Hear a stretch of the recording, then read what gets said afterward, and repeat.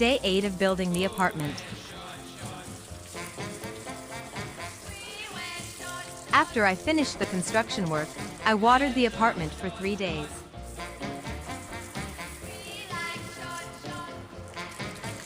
I installed a metal door for protection because I will put the electrical and plumbing equipment inside.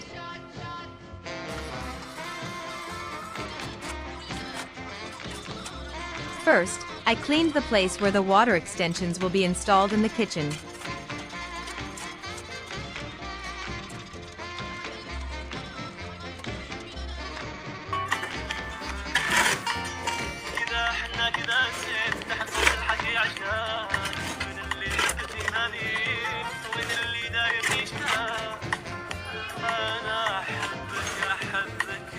Total cost $2 for the transportation.